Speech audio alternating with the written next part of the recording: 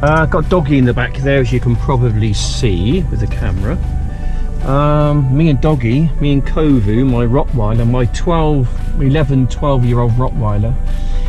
We're going across town.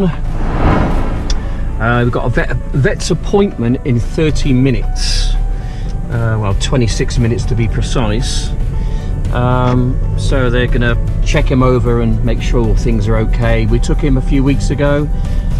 Just started to run out of some meds now, so they're going to check him over, make sure he's okay. He has improved, so that's a massive bonus, because I think we were staring down a barrel of a gun at one time. I've been busy trying to create a little cam cap advert, which is going to be going in some fishing magazines, some golfing magazines. So I've been kind of busy this morning doing a bit of a photo shoot, if you like, with the cam cap, with my camera, or my brother's camera, who's it's on permanent loan to me at the moment, and he probably won't be getting it back anytime soon. Right, let's go pick up the parcel, I think. Oh, brilliant. That's good. That's great. Thank you. Cheers then. Bye bye. Okay, so we are back home with my package. I wonder what this could be. Let's have a look, shall we? I think it's my drone. I've sent my drone off to be repaired. I did prang it up a few weeks ago over in Newbury. So yeah, I've got my drone, and that must be the RC unit, because you've got to send the RC unit off so it can marry up. That's my RC unit, and I guess my drone's in there. I just want to see what this letter's all about. A little note here.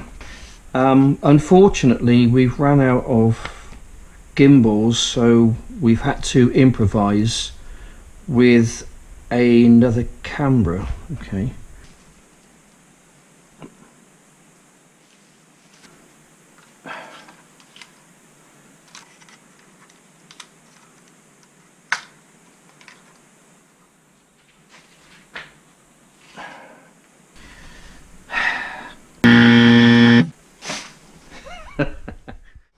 Right, so I'm in my little back garden. This is the prank one.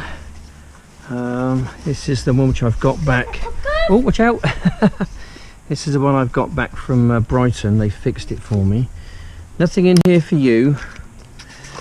We're going to give it a bit of a fly around, because I've not flown it since getting it back a week or so ago.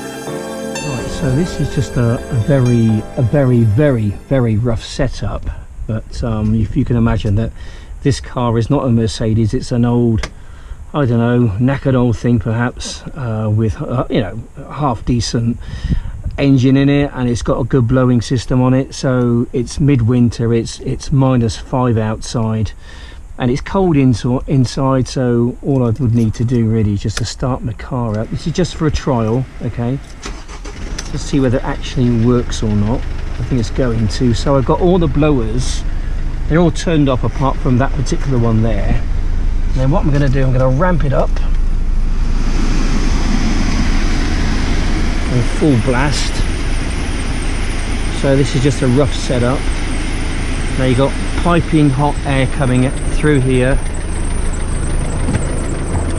and a bit of luck, we might be getting some. Here we are, getting some air come through here now. Just be able to hear that. Yeah, so when that gets hot, that might do a trick. Right, so kind of thinking aloud, alright, so don't shoot me down in flames here, guys. We've all got to somehow figure out a way where we can lessen the impact of the impending apocalypse, because my bill is set to increase fourfold, and that's being conservative. So presently I'm spending somewhere in the region of about £140 per month on my gas and my electric. Doing the sums, that's going to increase up to about £500 per month. That's more than my mortgage, so that's just like that's just crazy. The world's gone mad, I'm sure it has. So here's my idea. I go on eBay, buy myself a non-runner of a car. I then use the heating element of the car, if you like, what I've just shown you there in the video, but I don't know how practical it is. Okay, I've done some of my sums regarding this. So to have a car idling for around about an hour, between 2 and 3 hours per day, if it's a smallish car, you know, something around about a 1.5cc petrol, so it's fairly quiet, but it's still giving out good heat. You could then obviously run a pipe from one of the heating vents, if you like, and then run it into your house. Have that running of an evening, around sort of between the times when you have your evening meal and when you go to bed. You could sit there in sort of quite comfortable heat. Now that's something which I could do because my drive's big enough. I'm very fortunate. I've got that room to spare. And here's also the other thing which you could do with this, and this is where I'm a little bit stuck, but I've seen videos on YouTube where people have managed to turn the internal combustion engine into a generator as well, and that's something which I think would interest me. But the thing is, I haven't really got the mechanical know-how or understanding on how this could be done. There are videos on YouTube of people doing this, so I know that it works, but I just don't know how practical it actually is.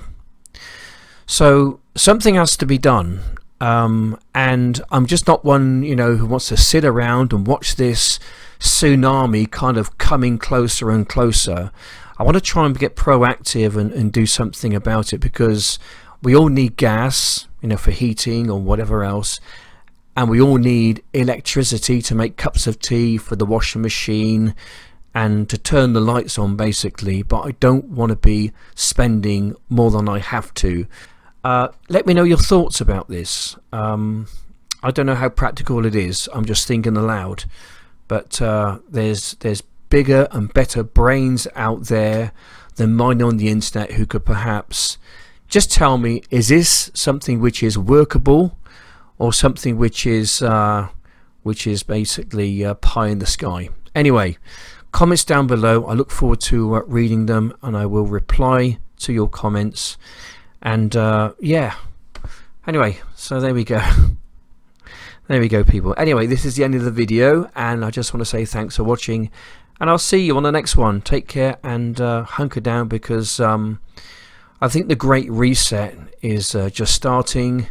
And if you know anything about the Great Reset, which I've got a lot to talk about that, but the problem is, if I do start to speak my mind, the fear is that one day I'm going to wake up and my YouTube channel has vanished.